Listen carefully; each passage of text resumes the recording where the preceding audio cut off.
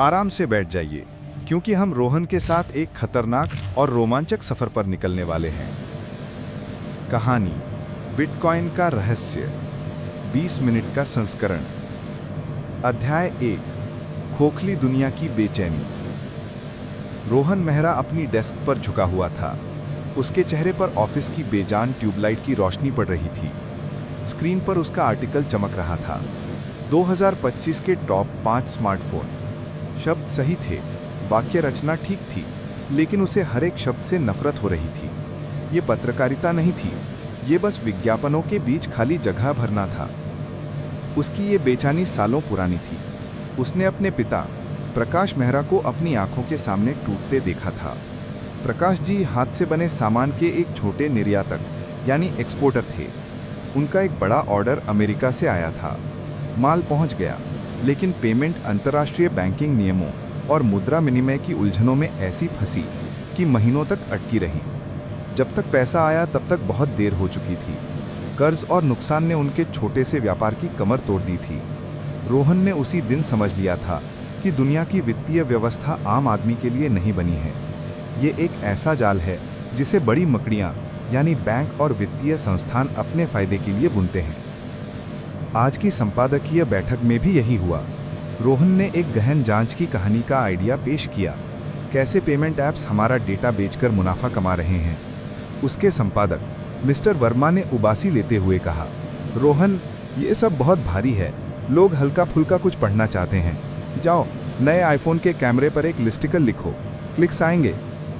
उसी रात हताशा में रोहन ने मुख्यधारा के इंटरनेट को छोड़कर उन डिजिटल गलियों में घूमना शुरू किया जहां आज भी पुराने इंटरनेट की आत्मा जिंदा थी।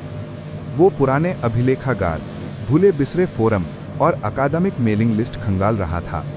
तभी उसकी नज़र साइफरपंक्स नाम के एक पुराने क्रिप्टोग्राफी फोरम पर पड़ी, और वहीं 2008 की एक पोस्ट में उसे वो नाम मिला जो उसकी जिंदगी बदलने वाला था, सातोशी नाकामोटो।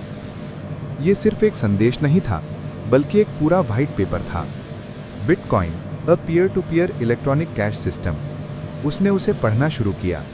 कोड, गणित और क्रिप्टोग्राफी की जटिल दुनिया उसके सामने खुलने लगी थी। हर एक पैराग्राफ के साथ उसका दिल जोरों से धड़क रहा था। ये सिर्फ एक पेमेंट सिस्टम का विचार नहीं था, ये पूरी वित्तीय व्यवस्था को चुनौती देने का एक घोषणा पत्र था। ये उसके पिता के संघर्ष का जवाब था। ये मिस्टर वर्मा की क्लिकबेट पत्रकारिता का जवाब था। ये एक असली कहानी थी। अध्याय 2, जेनेसिस ब्लॉक का सुराग। रोहन इस रहस्य में पूरी तरह डूब गया। सातोशी कौन था? एक व्यक्ति, एक समूह? उसने सातोशी के हर डिजिटल पदचिन्ह को खोजना शुरू कर दिया। उसे सातोशी द्वारा डिजिटल रूप से हस्ताक्षरित एक और संदेश मिला, जो एक पहेली जैसा था। उसमें कोई शब्द नहीं, बस एक लंबा अल्फान्यूमेरिक कोड था, एक हैश वैल्यू।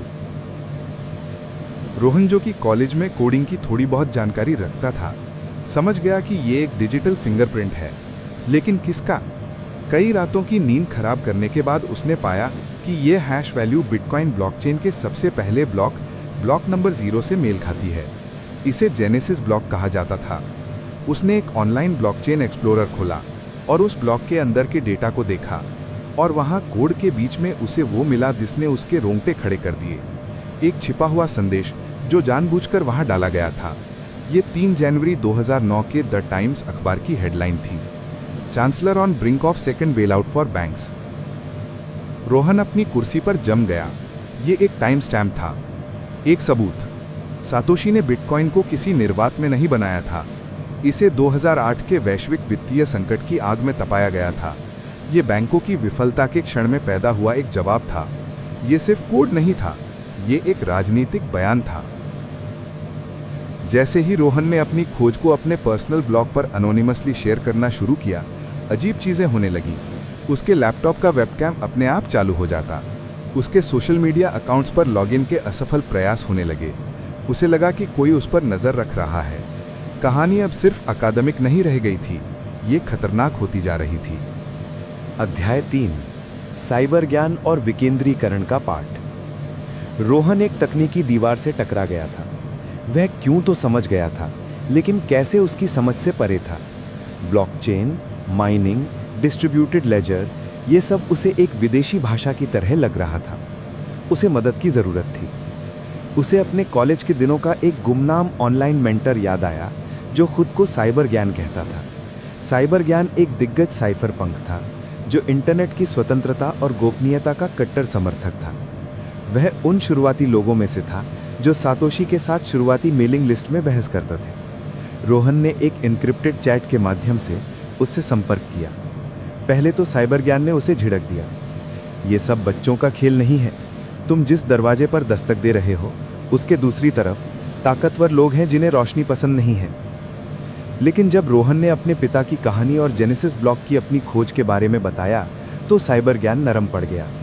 उसने रोहन को सिखाना शुरू किया। ब्लॉकचेन को एक गांव के चौराहे पर रखी एक सार्वजनिक बही खाता समझो, साइबर ज्ञान ने समझाया। हर कोई देख सकता है कि क्या लिखा जा रहा है, लेकिन कोई भी उसे मिटा या बदल नहीं सकता। जब भी कोई लेन देन होता है तो गांव का हर व्यक्ति उसकी पुष्टि करता है। इस तरह किसी एक मुखिया या जमींदार यानी बैंक पर भरोसा करने की जरूरत नहीं होती।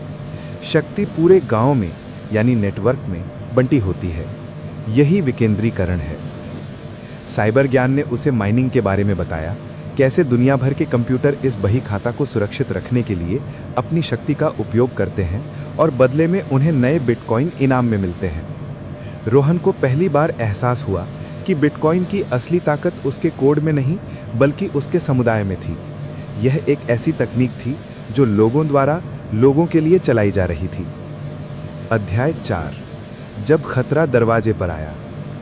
जैसे जैसे रोहन की समझ गहरी होती गई उस पर मंडराता खतरा भी बढ़ने लगा। एक शाम जब वह घर लौटा तो उसने पाया कि उसके अपार्टमेंट का ताला टूटा हुआ है। कुछ भी चोरी नहीं हुआ था, लेकिन उसका लैपटॉप गायब था और उसके कागजात बिखरे पड़े थे। यह एक संदेश था, पीछे हट जाओ। अगले दिन उसके ऑफिस में एक लंबा महंगा सूट पहना हुआ व्यक्ति उससे मिलने आया। उसका नाम विक्रम सिंह था। वह खुद को एक कॉरपोरेट सुरक्षा सलाहकार बता रहा था। मिस्टर मेहरा, विक्रम ने शांत लेकिन डरावनी आवाज में कहा, हम आपकी रिसर्च की सराहना करते हैं। आप एक प्रतिभाशाली युवक हैं, लेकिन कुछ रहस्य ही रहें तो बेहतर है। ये तकनीक अस्थिर है, ये वैश्विक व्यवस्था के लिए खतरा है।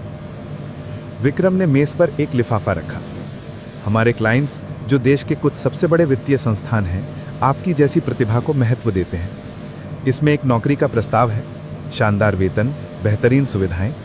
आपको बस ये बचकानी खोज बंद करनी होगी। जब रोहन ने इनकार कर दिया तो विक्रम का लहजा बदल गया। हमने आपके पिता के व्यापार के बारे में पढ़ा है, बहुत बुरा हुआ। सोचिए, अगर आपके परिवार के साथ फिर से कुछ बुरा हो जाए तो कितना दुखद होगा। यह एक खुली धमकी थी। रोहन डर गया था, लेकिन उस डर ने उसके इरादे को और भी मजबूत कर दिया। अब यह सिर्फ एक कहानी नहीं थी, यह एक लड़ाई बन गई थी। अध्याय 5, असली फायदा। रोहन ने साइबर ज्ञान को सब कुछ बताया। साइबर ज्ञान ने कहा, अब तुम्हें असली चीज़ देखने की ज़रूरत है। तुम्हें यह देखना होगा कि ये सब क्यों मायने रखता है। साइबर ज्ञान ने रोहन को एक वीडियो कॉल पर जोड़ा। स्क्रीन पर एक मुस्कुराती हुई महिला का चेहरा था। उसका नाम अमारा था और वो नाइजीरिया के एक दूर दराज के गाँव में एक छोटा सा स्कूल चलाती थी। अमारा ने बताया, सालों तक हमें विदेशी दान पर निर्भर रहना पड़ता था, जो स्थानीय अधिकारियों और बैंकों के माध्यम से आता था। जब तक पैसा हम तक पहुंचता, उसका आधा हिस्सा फीस और भ्रष्टाचार में गायब हो जाता था। फिर हमने बिटकॉइन के बारे में सीखा। अब दानदाता हमें सीधे पैसा भेजते हैं, कुछ ही मिनटों में, बिना किसी बिचौलिए के। पिछले साल हमने इन दानों से एक नया क्लासरूम बनाया है। रोहन अमारा की आंखों में उम्मीद देख सकता था। ये कोई काल्पनिक सिद्धांत नहीं था, ये वास्तविक दुनिया पर पड़ने वाला वास्तविक प्रभाव था। ये उसके पिता जैसे लोगों के लिए एक समाधान था। ये उन करोड़ों लोगों के लिए वित्तीय पहुंच थी जिन्हें बैंकिंग प्रणाली ने बाहर कर दिया था। उसने विक्रम सिंह के प्रस्ताव के बारे में सोचा और फिर अमारा के चेहरे को देखा। उसका फैसला हो चुका था। अध्याय 6, बिना सेंसर की सच्चाई।